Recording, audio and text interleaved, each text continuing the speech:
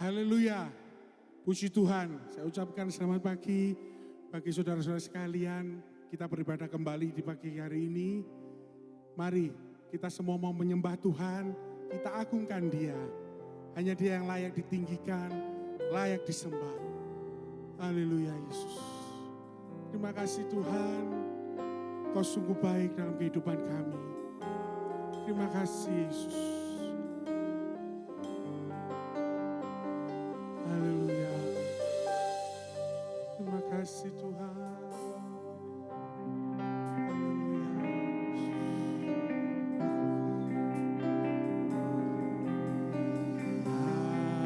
Allah yang suci.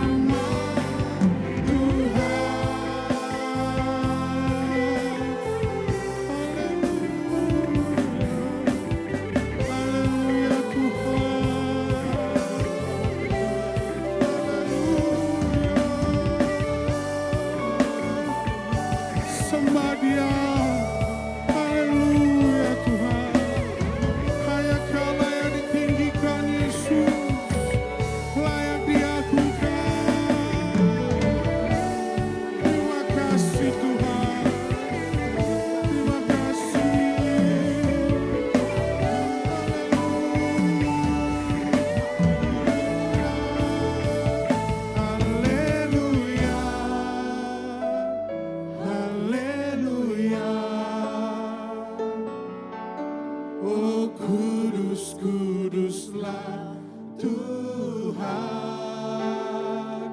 Haleluya, haleluya. Terpujilah nama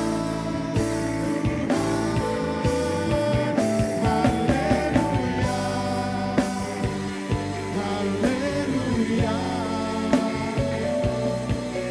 Oh kudus, kuduslah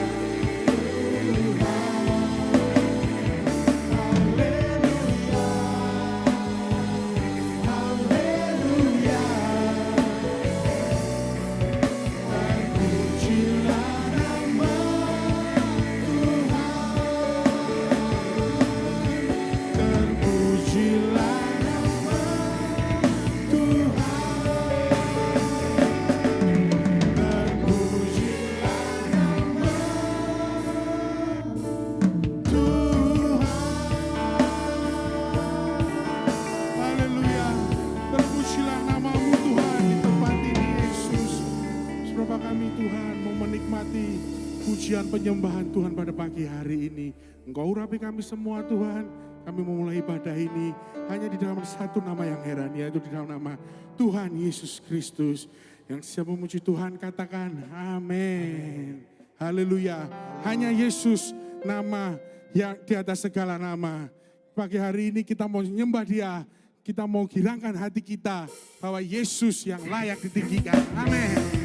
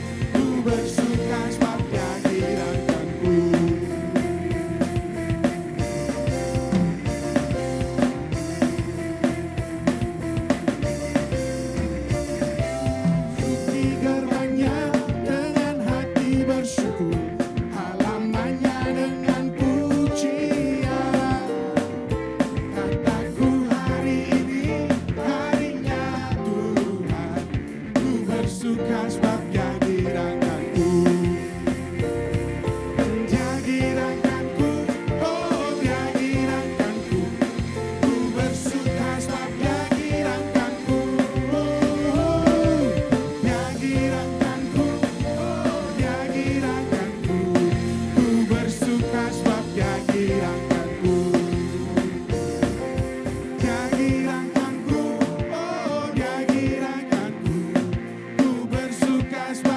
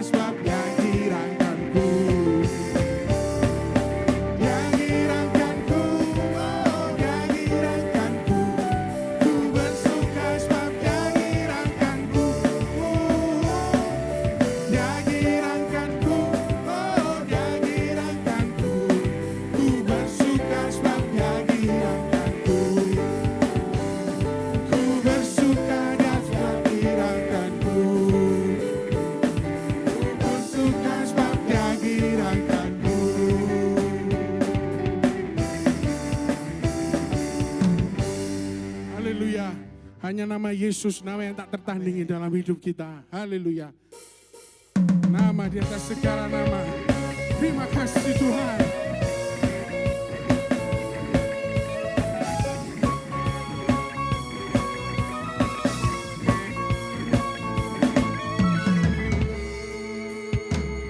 Pada siapa kau bandingkan perbuatannya yang berat? Tak ada.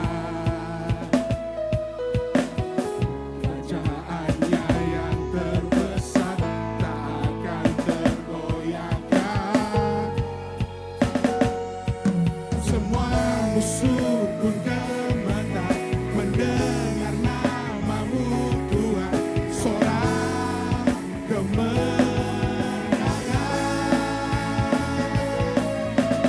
Sungguh tak tertandingi. Tak ada yang setara denganku. Hanya Yesus Tuhanlah yang terhebat. Jauh melebihi dari penguasa di dunia. Kerajaanmu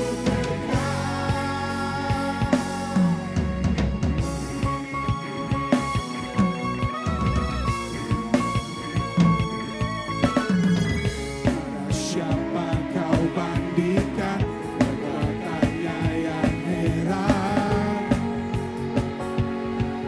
Tak ada. Kerajaannya yang terbesar tak akan tergoyahkan. Semua musuh pun gemetar mendengar namamu Tuhan. Sorak kemenangan. Sungguh tak tertandingi. Tak ada yang setara denganmu. Hanya Yesus Tuhanlah yang terhebat. Jauh melebihi dari penguasa di dunia. Kerajaanmu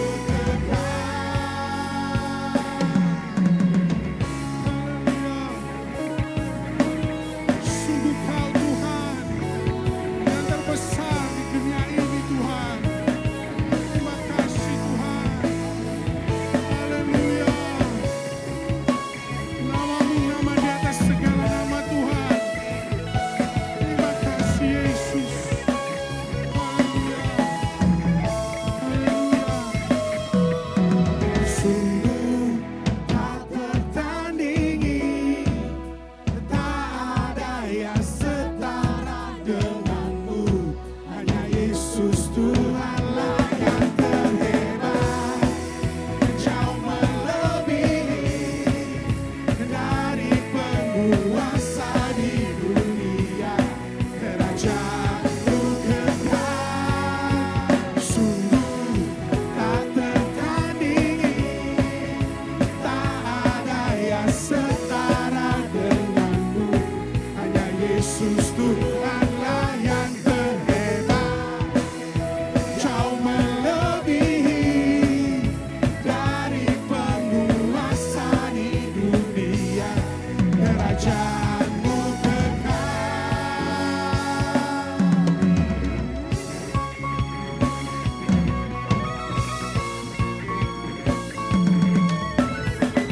Haleluya. Terima kasih Tuhan untuk janji-Mu dalam hidup kami. Haleluya Yesus.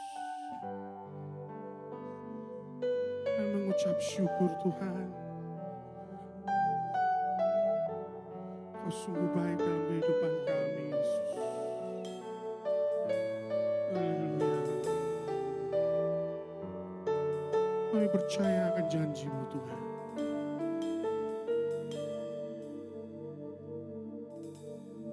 Sungguh besar setiamu,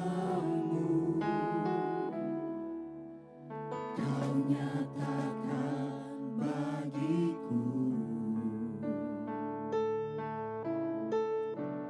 Kau Bapa yang selalu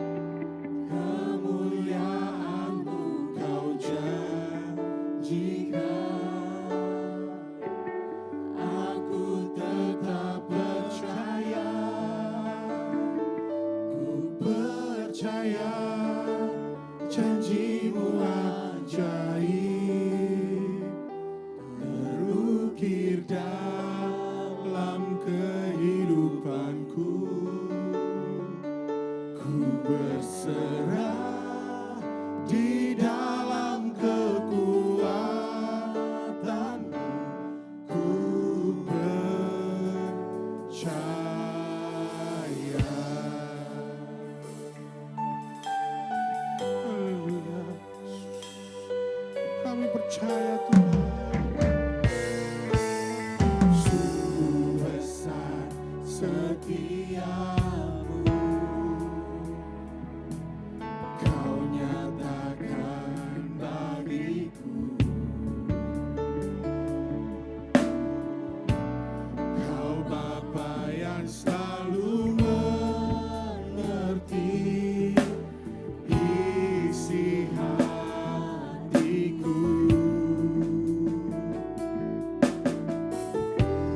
Kemuliaan-Mu Kau janjikan, aku tetap percaya. Percaya janji-Mu ajaib, terukir dalam kehidupanku.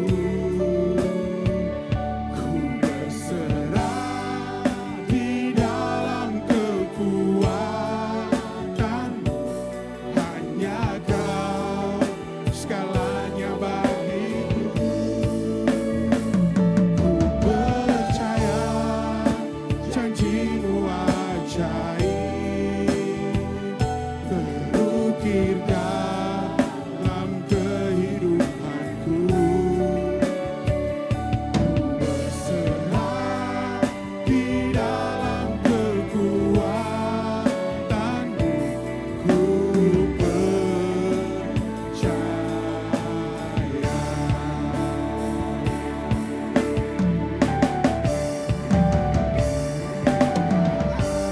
Ku takut, tak akan ku gentar, Kaulah imanku, Kaulah Tuhanku. Tak akan ku ragukan kebaikan-Mu di hidupku.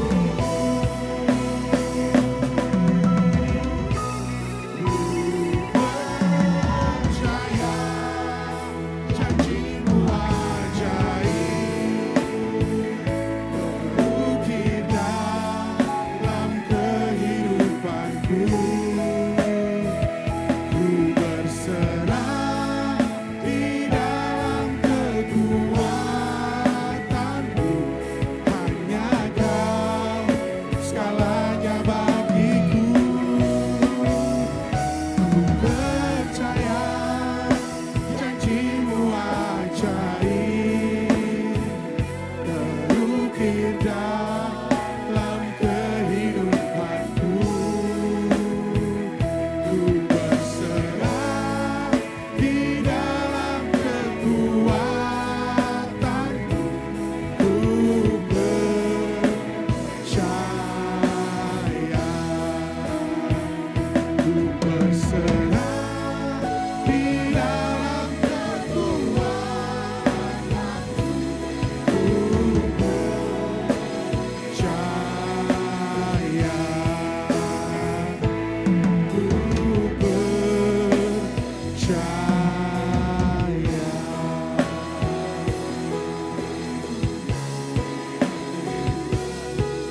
Haleluya. Terima kasih Tuhan. Haleluya. Haleluya, haleluya Yesus. Terima kasih Tuhan Yesus, terima kasih Tuhan. Kami percaya akan firman Tuhan yang datang dalam kehidupan kami. Kami mengucap syukur Tuhan buat segalanya. Terima kasih Tuhan, tiba saatnya kami akan menerima firman Tuhan. Biarlah Roh Kudus-Mu yang berbicara Tuhan. Terima kasih Tuhan, di dalam nama Tuhan Yesus Kristus kami sudah berdoa dan mengucap syukur. Haleluya, amin. Saya ucapkan selamat pagi buat Bapak Ibu sekalian. Senang sekali pada pagi hari ini kita dapat bersama-sama beribadah. Walaupun kita tidak dapat bertatap muka, namun senang sekali kalau pada pagi hari ini kita sama-sama merasakan hadirat Tuhan. Kita juga sama-sama akan menerima firman Tuhan yang akan menjadi kekuatan bagi di hidup kita. Renungan firman Tuhan pada pagi hari ini, saya memberikan sebuah judul, Tuhan mau kita bahagia. Sekali lagi, Tuhan mau kita bahagia. Tidak terkecuali latar belakang saudara ataupun apapun yang saudara alami pada hari ini. Tuhan mau kita bahagia. Sebelum kita masuk lebih jauh tentang hal ini, saya ingin mengajak Bapak, Ibu, Saudara terlebih dahulu mengubah sudut pandang kita dalam kita membaca, merenungkan, serta melakukan firman Tuhan. Karena jika sudut pandang kita salah, maka kita pun akan salah paham akan firman Tuhan. Dan jika kita salah paham, kita salah tangkap akan firman Tuhan, maka iblis akan dengan mudah menyesatkan kita. Mari kita ingat peristiwa Hawa, bagaimana Hawa disesatkan oleh iblis, bukan dengan perkataan lainnya, bukan dengan perkataan-perkataan di luar firman Tuhan, tetapi dengan perkataan firman Tuhan yang iblis ubah sedikit saja, Hawa pun tersesat dan dia jatuh dalam dosa. Maka dari itu hari ini saya mengajak Bapak, Ibu, Saudara, kita sama-sama mengubah pola pikir kita dalam kita menangkap firman Tuhan, dalam kita membaca firman Tuhan, dalam kita merenungkan firman Tuhan. Apa yang harus kita ubah? Yaitu saat kita mulai membaca firman Tuhan, saat kita mulai merenungkan firman Tuhan, kita harus menanamkan sebuah hal dalam pikiran kita, yaitu prinsip dasar dari semuanya ini adalah Allah ialah kasih. Prinsip dasar dari segala firman Tuhan ini adalah Allah ialah kasih. 1 Yohanes pasal yang keempat ayat yang ke-16. 1 Yohanes pasal yang keempat ayat yang ke-16. Kita telah mengenal dan telah percaya akan kasih Allah kepada kita. Allah adalah kasih, dan barang siapa tetap berada di dalam kasih, ia tetap berada di dalam Allah, dan Allah di dalam dia. Prinsip dasar dari firman Tuhan, Allah ialah kasih. Jadi saat kita membaca firman Tuhan, saat kita merenungkan firman Tuhan, mari kita selalu menanamkan bahwa apa yang kita baca, apa yang tertulis di dalam Alkitab, prinsipnya ialah Allah adalah kasih. Apa artinya Allah adalah kasih? Yaitu Allah tidak sanggup berbuat hal di luar kasih. Sekali lagi saya tekankan bahwa Allah tidak sanggup berbuat apapun di luar kasih. Dalam tanda kutip saya katakan meskipun mungkin Allah ingin, tetapi dia tidak sanggup berbuat hal selain kasih.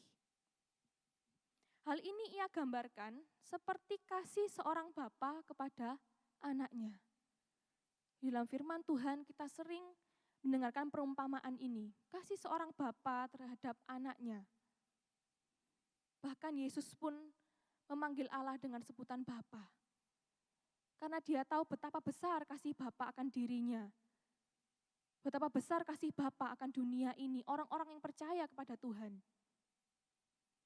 Jika kita berangkat dari prinsip dasar bahwa Allah mengasihi kita, maka kita akan dapat memahami bahwa Alkitab bukanlah tata tertib. Sekali lagi, Alkitab bukanlah tata tertib. Kalau kita kenal di sekolah dengan sebutan tatipsi, ya, tata tertib siswa. Yang di dalam tata tertib itu ada aturan. Dan jika melanggar ada hukuman. Di sebuah tatipsi ada poin-poin, ya. Di sana terletak peraturan-peraturan dan jika dilanggar apa hukumannya? Oh, kalau saya melanggar ada poin, ya. Jika poin melebihi ini maka saya akan dikeluarkan dan lain sebagainya. Firman Tuhan bukanlah tatipsi. Firman Tuhan bukanlah berisi hukuman dan larangan. Tetapi firman Tuhan itu berisi panduan. Ya, firman Tuhan itu berisi panduan karena firman Tuhan ini adalah firman yang adalah Yesus sendiri. Alkitab kita, saya yakin Alkitab kita sama ya.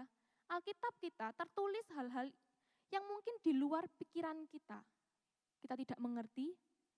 Tetapi jika prinsip dasarnya kita pahami bahwa Allah adalah kasih, Maka Alkitab ini tertulis sebuah panduan. Panduan untuk apa? Yaitu panduan untuk kita hidup bahagia di bumi ini.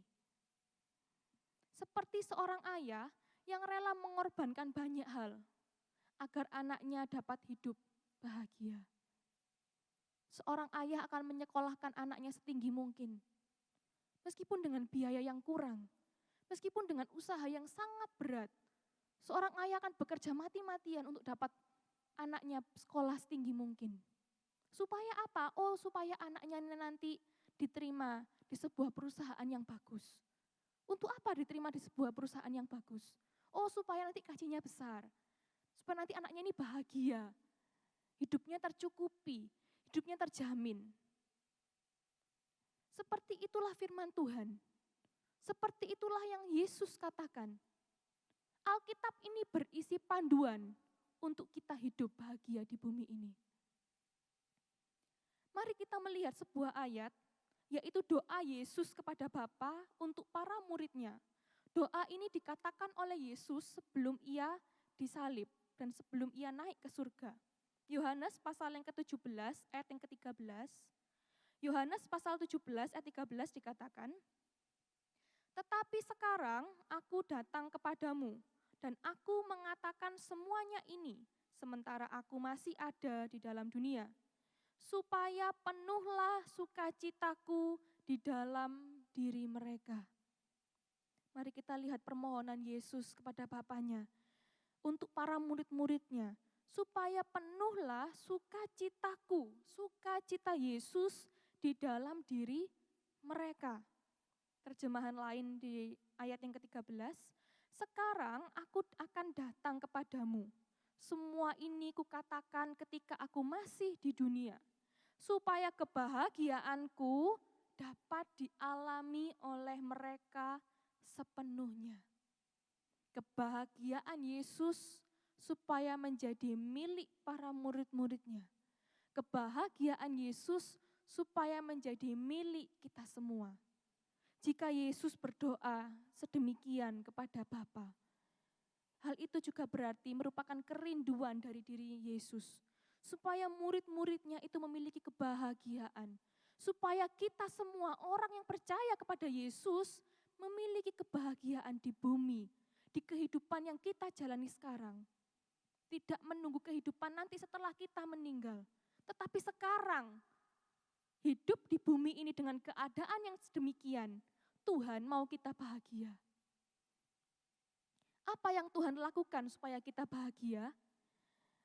Beberapa hal yang Tuhan lakukan supaya kita bahagia, yaitu yang pertama, Tuhan mau kita melakukan firman Tuhan. Tuhan mau kita melakukan perintahnya supaya kita bahagia. Di dalam Yohanes pasal yang ke-15, ayat yang ke-15, ayat yang ke-10 sampai dengan ayat yang ke-11, Yohanes pasal 15, ayat yang ke-10 sampai dengan ayat yang ke-11, "Jikalau kamu menuruti perintahku, kamu akan tinggal di dalam kasihku, seperti aku menuruti perintah Bapakku dan tinggal di dalam kasihnya."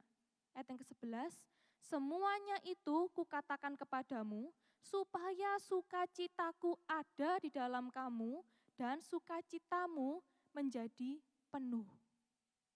Terjemahan lain di ayat yang ke-11, "Aku," yaitu Yesus, "berkata demikian kepadamu, supaya kebahagiaanku," yaitu Yesus, "ada di dalam dirimu, dan sempurnalah kebahagiaanmu." Bapak, Ibu, Saudara ingin hidup bahagia? Jangan tunggu nanti. Jangan tunggu setelah kita meninggalkan dunia ini. Tetapi jika Bapak, Ibu, Saudara ingin hidup bahagia, Tuhan Yesus jauh lebih ingin Bapak Ibu hidup bahagia dibandingkan dengan kerinduan Bapak Ibu sendiri. Percayalah akan firman Tuhan. Jangan ikuti apa kata iblis yang berkata hidup menderita di bumi ini untuk Tuhan. Karena Tuhan tidak pernah menginginkan kita hidup menderita. Tuhan tidak pernah menginginkan anaknya hidup sengsara. Kita akan bahagia. Tuhan Yesus berkata dan Tuhan Yesus menjamin. Kita akan bahagia jika kita menuruti segala perintahnya. Sama seperti halnya seorang ayah yang menyayangi anaknya. Walaupun seringkali disampaikan dengan cara yang salah ataupun kurang tepat. Seorang ayah akan memberikan banyak sekali peraturan dalam rumahnya. Misalnya, anaknya dilarang pulang melebihi jam 9 malam. Ataupun anaknya dilarang pergi berdua dengan lawan jenis. Dan banyak peraturan-peraturan lainnya.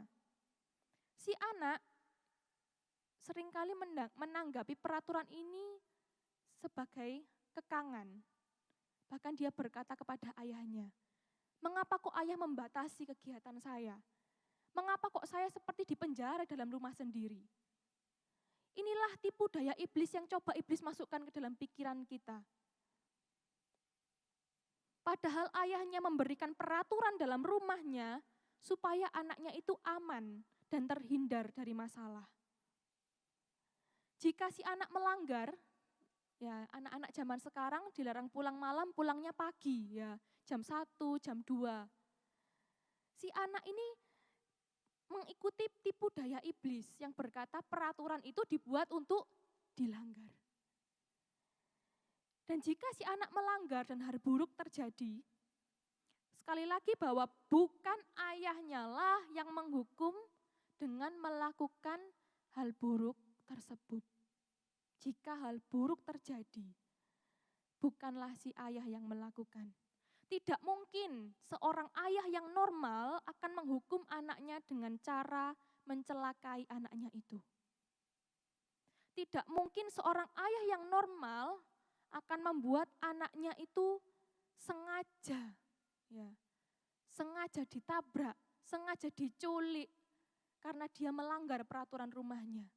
Karena pulang malam, biar anaknya ini tahu ya tentang ayahnya, biar anaknya ini jera, tak culik aja. Biar anaknya ini jera, tabrak aja. Tidak mungkin ada seorang ayah yang normal akan berpikiran sedemikian buruknya. Tetapi apa yang dilakukan ayahnya saat si anak ini mendapatkan masalah? Si ayah akan berusaha mati-matian untuk mengamankan anaknya.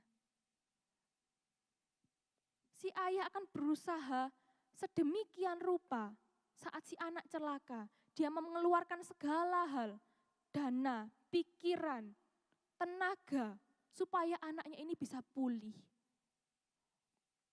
Inilah yang dilakukan oleh Bapa kita di sorga. Ia memberikan perintah-perintah dalam firman Tuhan. Seperti tidak berdusta, menjaga kekudusan, dan lain sebagainya. Mengapa Bapa membuat peraturan seperti itu? Hal itu ia lakukan semata-mata supaya kita terhindar dari masalah dan hidup bahagia di bumi. Tuhan Yesus mau kita hidupnya itu aman. Tuhan tidak mau melihat kita sedih. Tuhan tidak mau melihat kita celaka. Sebaliknya yang Tuhan inginkan adalah kita hidup bahagia di bumi. Karena jika kita melakukan perintah-perintah Tuhan yang dilarang, hal-hal yang dilarang yang ditulis dalam firman Tuhan pasti akan timbul masalah. Saya memberikan sebuah contoh.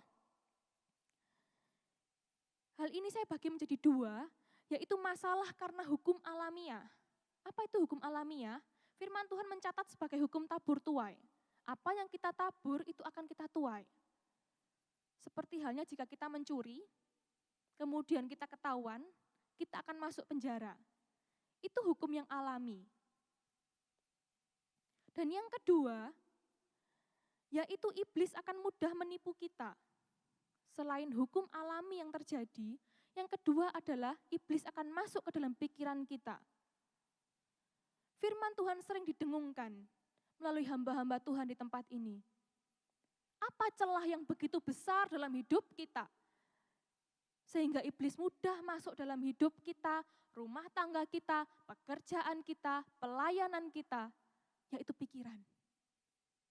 Betapa iblis memiliki celah yang sangat besar di dalam pikiran kita.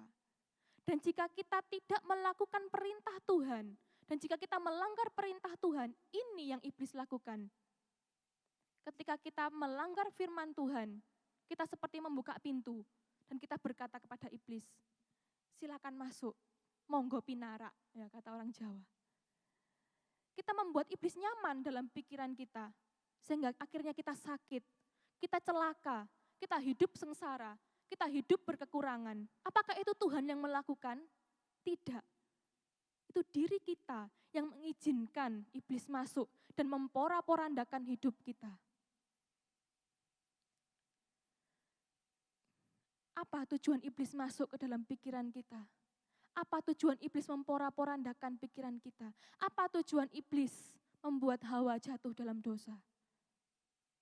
Tujuannya supaya Tuhan Yesus memiliki hubungan yang rusak dengan kita.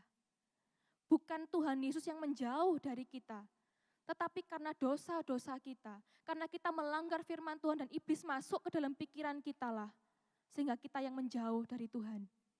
Iblis menipu pikiran kita dengan berkata, sakitmu adalah kehendak Tuhan. Kecelakaanmu itu diizinkan oleh Tuhan. Dan iblis membisikkan kepada kita, oh Tuhan itu benci kepada orang berzina. Oh Tuhan itu benci kepada bapak ibu. Tuhan tidak suka karena bapak ibu berdosa. Sekali lagi saya mau katakan itu adalah iblis yang menipu pikiran bapak ibu. Karena bapak ibu telah melanggar firman Tuhan dan mengizinkan iblis masuk. Mengatakan hal-hal yang dusta. Mengatakan, membolak-balikkan perkataan firman Tuhan. Jadi saat Tuhan memerintahkan sesuatu dalam firman-Nya, mari kita sama-sama percaya bahwa itu bukan supaya kita diberkati. Saya akan berikan contoh firman Tuhan. Misalnya Tuhan berkata, berjalanlah dalam iman, hiduplah oleh percaya. Itu bukan supaya kita diberkati, Bapak Ibu. Tetapi supaya kita mampu meraih berkat yang Tuhan sudah sediakan bagi kita. Saat Tuhan berkata, ucapkan perkataan iman oleh bilur-bilur Yesus, saya sudah sembuh. Itu bukan supaya Tuhan menyembuhkan kita. Tetapi supaya kita mampu meraih kesembuhan itu dalam hidup kita. Maka dari itu ia memerintahkan kepada kita untuk hidup oleh iman. Untuk menjaga kekudusan kita. Untuk menjaga perkataan kita, untuk menjaga pikiran dan hati kita. Dan sebaliknya, saat Tuhan melarang kita berbuat sesuatu, Tuhan itu sedang menjagai kita. Mungkin nampaknya kita sedang terkekang, tetapi bayangkan seperti seorang ayah, mengapa memberikan banyak peraturan ini dan itu, semata-mata hanya karena ingin menjagai anaknya, karena sayang kepada anaknya. Tidak ingin supaya anaknya ini celaka, hidupnya nanti enggak enak. Maka dari itu memberikan sebuah pagar, supaya anaknya ini tidak berbuat kesalahan. Tuhan Yesus menjagai kita dari tipu daya iblis. Sekali lagi bahwa semua yang Tuhan perintahkan, tidaklah berkaitan dengan hukuman. Seperti sebuah tata tertib, jika kita melanggar kekudusan, Tuhan akan menghukum. Jika kita mencuri, Tuhan akan menghukum. Jika kita tidak beribadah, Tuhan akan mencelakai. Oh tidak Bapak Ibu. Tuhan kita Yesus Kristus bukanlah Tuhan yang seperti itu. Tuhan yang saya sembah bukanlah Tuhan yang seperti itu. Karena semata-mata yang ia lakukan hanya untuk mengasihi saya. Semata-mata yang ia lakukan hanya untuk mengasihi Bapak Ibu Saudara. Di saat Tuhan mengatakan hal-hal yang kita jangan lakukan, lakukanlah. Taati perintah Tuhan. Karena semuanya itu panduan. Karena Tuhan ingin kita hidup bahagia di bumi ini. Tuhan ingin kita menikmati kesehatan. Tuhan ingin kita menikmati kelimpahan. Tuhan ingin kita menikmati kerukunan dalam rumah tangga kita. Itu yang ia rancangkan dalam kehidupan kita. Tuhan Yesus tidak pernah merancangkan kecelakaan. Yang ia rancangkan semata-mata hanya damai sejahtera. Hanya kebahagiaan untuk kita anak-anak Tuhan. Poin yang kedua, apa yang Tuhan lakukan supaya kita bahagia? Selain ia ingin kita melakukan firman-Nya. Yang kedua, Tuhan mau kita mengasihi sesama. Supaya kita dapat hidup bahagia di bumi ini.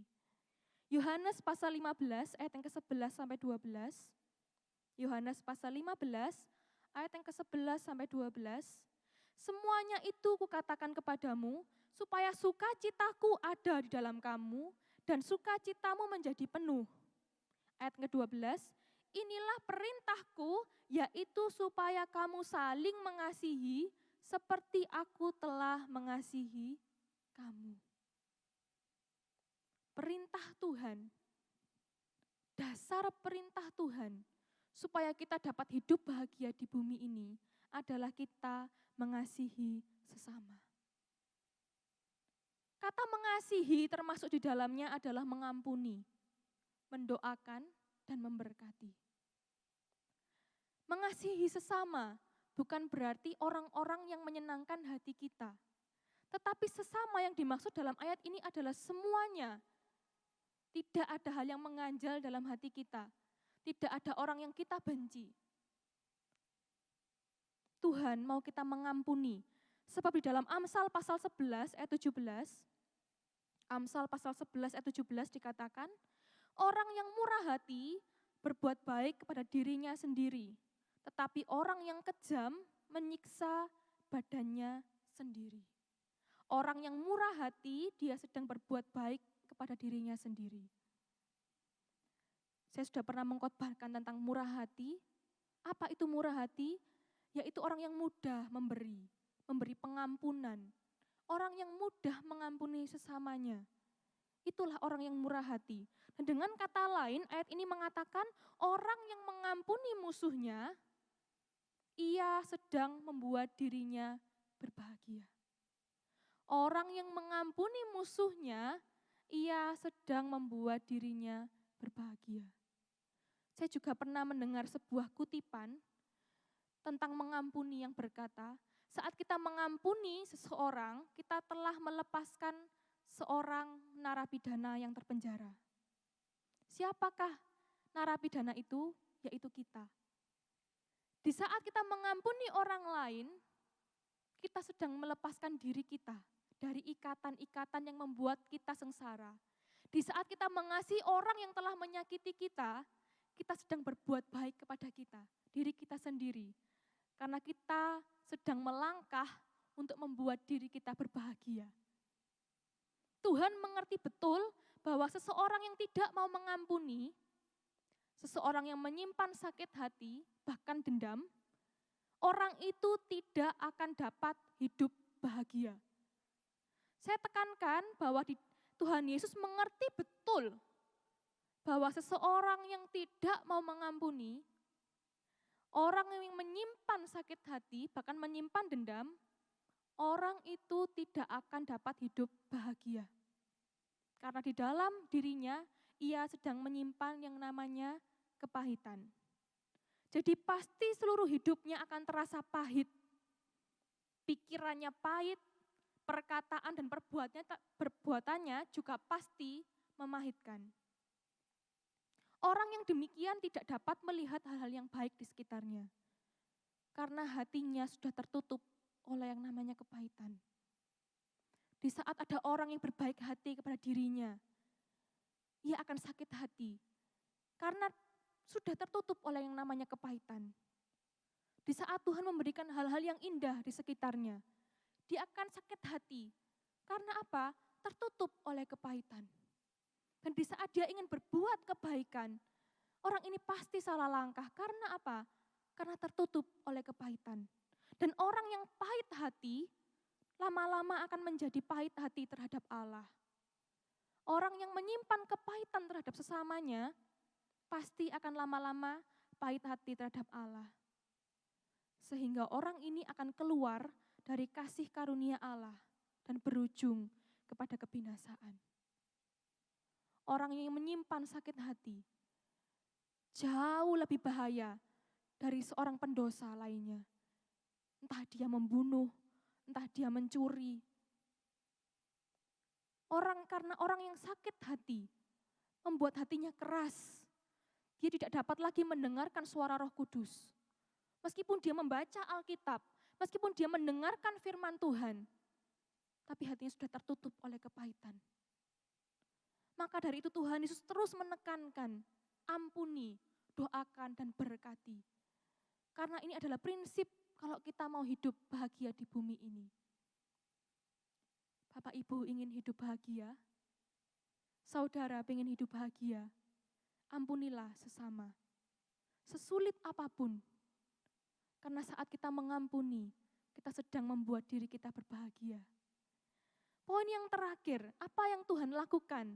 Selain Ia ingin kita melakukan firman Tuhan, selain Ia ingin kita mengasihi sesama, hal yang merupakan hal sukacita dalam hidup kita, yaitu Tuhan memberikan Roh Kudus. Tuhan memberikan pribadinya supaya kita berbahagia. Yohanes pasal 15 ayat ke-26. Yohanes pasal 15 ayat ke-26. Jikalau penghibur yang akan kuutus dari Bapa datang, yaitu Roh kebenaran yang keluar dari Bapa, Ia akan bersaksi tentang aku. Tuhan Yesus berkata, jikalau penghibur itu datang. Roh Kudus adalah penghibur. Roh Kudus adalah pemberi kita kekuatan. Selain firman Tuhan, Yesus naik ke surga memberikan kita sebuah bekal. Bekal itu saya umpamakan seperti seorang mama. Mama ini akan membikinkan bekal untuk anaknya saat ia pergi sekolah. Saya katakan, kenapa kok repot-repot bikin bekal? Ya, kau nggak kasih uang saku biar bisa anaknya jajan. Perkataan si ibu ini cukup membuat saya terharu ya. Si ibu ini bangun pagi-pagi. Dia rela menyiapkan bekal karena dia berkata seperti ini. Saya menyiapkan bekal untuk anak saya, tetapi saya merasa tidak kelelahan. Karena saya tahu apa yang saya buatkan untuk anak saya itu sehat. Apa yang saya buatkan untuk anak saya itu yang terbaik. Tetapi saat dia jajan di kantin dan di luar sana, saya tidak tahu dia makan apa. Apakah itu sehat? Ataukah itu bersih? Saya enggak tahu, si ibu ini bilang gitu. Tetapi saya menyediakan bekal. Saat si anak ini lapar, dia enggak perlu lari ataupun minta orang lain. Dia cukup makan itu dan kebutuhannya tercukupi. Masalah perutnya beres. Si ibu ini berkata demikian. Dan saya bahagia. Saya bersuka cita karena Tuhan Yesus seperti ibu kita. Yang menyiapkan bekal sebelum ia meninggalkan kita. Tuhan Yesus menyiapkan 2 bekal, yaitu firman Tuhan, dan dia juga memberikan Roh Kudus sebagai bekal supaya kita mampu berbahagia di bumi ini dalam segala situasi. Bapak Ibu yang terkasih, kita mengenal seorang tokoh penginjil terkenal di dalam Alkitab yang bernama Paulus. Roh Kudus inilah Roh Kudus yang sama yang memberikan kekuatan kepada Paulus berbahagia, walaupun ia sedang di tengah aniaya. Sebab Paulus tahu, kekuatan yang dia punya hanyalah di dalam Roh Kudus. Dikatakan dalam firman Tuhan, dalam surat-suratnya, Paulus dianiaya oleh karena ia memberitakan Injil. Paulus disiksa oleh karena ia bersaksi tentang Yesus. Hal ini Paulus curahkan di dalam suratnya saat ia berada di dalam penjara kepada jemaatnya di Filipi. Maka dari itu kitab Filipi disebut dengan kitab sukacita. Mungkin kita membacanya enak ya. Oh, bersukacitalah ya. Bersukacitalah senantiasa. Tampaknya enak ya karena hidupnya baik-baik. Bagaimana kalau saya hidupnya tertekan? Bagaimana kalau saya dalam keadaan kekurangan? Bagaimana saya bisa sukacita kalau saya sedang sakit? Meskipun mungkin itu salah kita sendiri. Tetapi pada pagi hari ini, Paulus, Bapak Ibu, sanggup berbahagia. Karena ia tahu kebahagiaan itu tidak ditentukan dari kondisi di luar kita. Kebahagiaan tidak ditentukan dari kondisi di luar kita. Tetapi merupakan sebuah pilihan dari diri kita sendiri. Aneh bukan? Tetapi inilah yang Tuhan Yesus katakan. kebahagiaan kita, sukacita kita tidak ditentukan oleh keadaan di luar diri kita. Karena kebahagiaan ditentukan oleh diri kita sendiri. Dan siapakah yang memberi Paulus ini kesanggupan? Ia mampu bersukacita, ia mampu bertahan walau dalam penderitaan. Tidak lain adalah pribadi Roh Kudus yang ada dalam diri Paulus. Dan Paulus tahu hal yang berharga. Ya, Paulus memahami bahwa hal berharga jika seseorang ingin hidup bahagia adalah dengan melayani Tuhan dan melayani sesama. Kitab Filipi, ya, ayat yang terkenal yang sering kita dengar. Filipi pasal yang pertama ayat 21 sampai dengan 22. Paulus berkata demikian. Karena bagiku hidup adalah Kristus dan mati adalah keuntungan. Tetapi jika aku harus hidup di dunia ini, itu berarti bagiku bekerja memberi buah. Jadi mana yang harus kupilih? Aku tidak tahu. Mengapa Paulus hidup berbahagia? Karena ada Roh Kudus dalam kehidupannya. Dan kenapa ia mampu berbahagia? Karena Paulus tahu yang ia kerjakan adalah melayani Tuhan dan dia melayani sesama. Hidup melayani Tuhan, hidup melayani sesama, itu merupakan kebahagiaan orang percaya. Bapak Ibu pasti merasakan saat kita tidak melayani Tuhan, saat kita tidak berkomunikasi dengan Tuhan, ataupun kita tidak melayani sesama, memiliki sakit hati, pasti hidup kita tidak enak. Pasti ada yang kosong dalam hidup kita. Tapi saat kita melayani Tuhan dan kita melayani sesama, walaupun kita dalam masa-masa tidak enak, kita pasti memiliki kebahagiaan.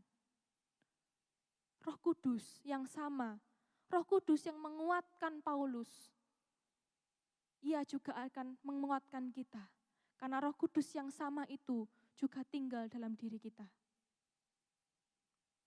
Bapak Ibu yang terkasih, mungkin Bapak Ibu sedang mengalami sakit penyakit ataupun hal-hal yang di luar kita inginkan. Perlu kita yakini bahwa itu bukan dari Tuhan.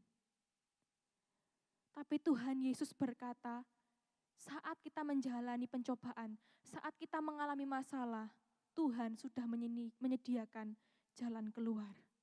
Nah, Bapak Ibu yang terkasih, mari kita menanamkan di dalam pikiran kita, ya, kesimpulan firman Tuhan pada pagi hari ini, bahwa Allah sangat mengasihi kita. Allah sangat mengasihi Bapak Ibu Saudara.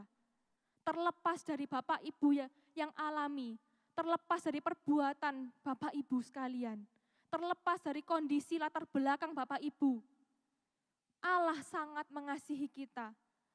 Tuhan mau kita, anak-anaknya itu hidup berbahagia di bumi.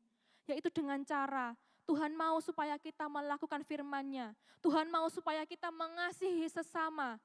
Yaitu kita mengampuni, kita mendoakan, kita memberkati sesama kita. Serta Tuhan memberikan Roh Kudus di dalam hidup kita. Untuk senantiasa memberikan kekuatan serta penghiburan walau dalam masa-masa yang sulit. Puji nama Tuhan. Bapak Ibu yang terkasih, besar kasih Allah dalam kehidupan kita. Mari pada pagi hari ini, kita sama-sama merasakan betapa besar kasih Allah dalam hidup kita. Dan melupakan segalanya, salah paham kita akan Tuhan. Haleluya Yesus. Terima kasih Yesus. Terima kasih Tuhan. Terima kasih. Kemanakah aku dapat pergi, menjauhi Roh-Mu yang suci, Kau sahabat,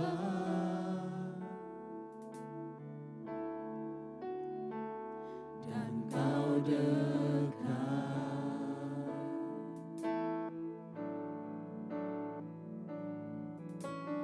Bahkan seluruh pengabdianku tak bisa membalas kesetiaan-Mu, sungguh mulia.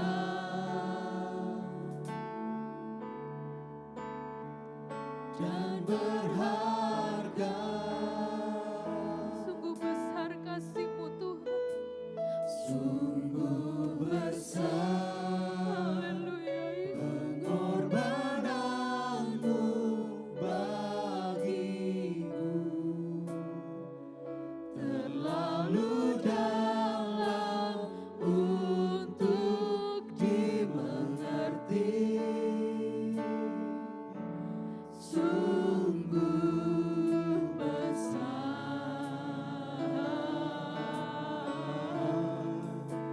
sungguh indah yang kau pikirkan tentangku, tak terselami bagiku.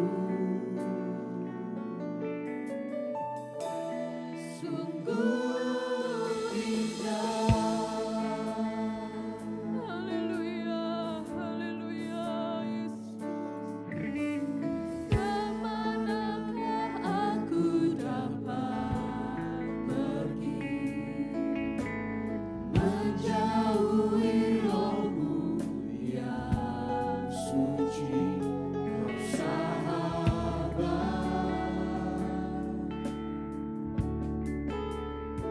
dan kau dekat. Terima kasih, bahkan seluruh pengabdianku tak bisa membalas kesetiaanmu. Sungguh mulia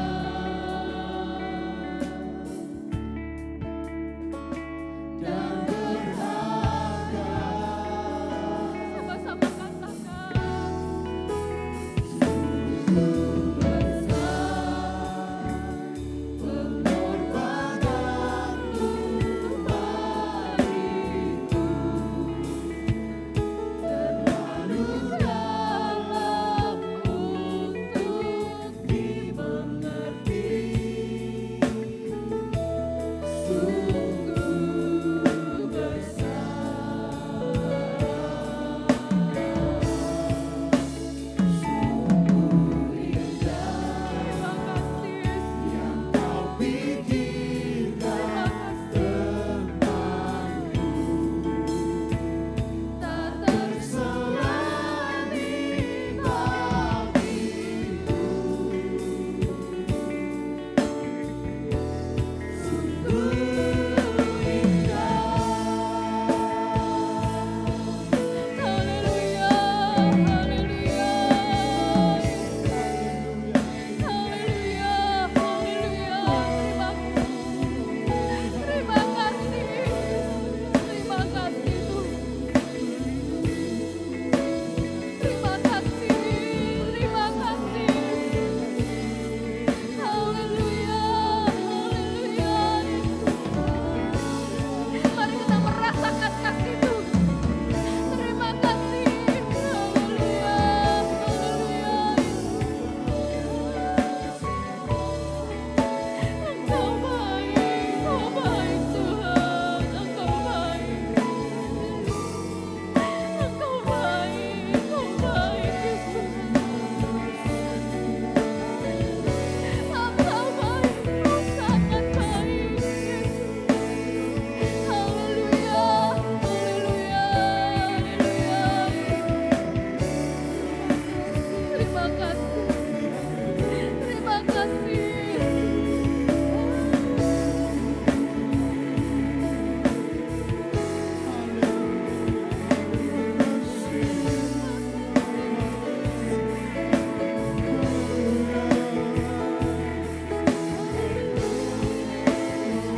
Mari katakan sekali lagi, sungguh besar.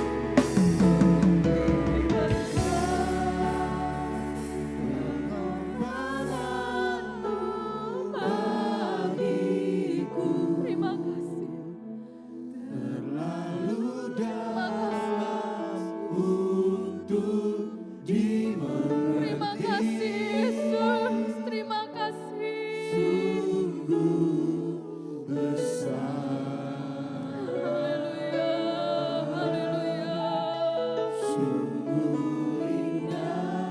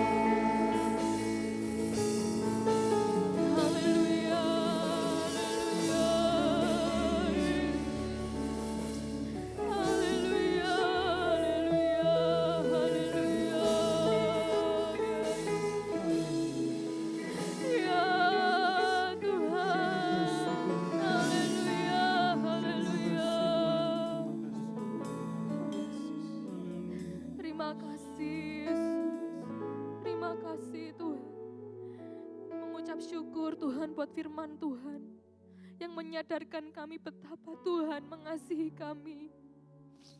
Betapa Tuhan sangat menyayangi kami. Kami mengucap syukur Tuhan. Kami berterima kasih Tuhan tidak memandang perbuatan kami. Terima kasih buat kasih-Mu Tuhan, buat pengorbanan-Mu. Dan terima kasih buat kerinduan-Mu untuk kami, yaitu kami hidup berbahagia Tuhan. Ampuni kami yang kami sering salah paham dengan firman-Mu. Ampuni kami yang sering menuduh Engkau atas segala hal yang tidak enak yang kami alami Tuhan. Pada pagi hari ini Tuhan, kami mau menyatakan bahwa Engkau baik.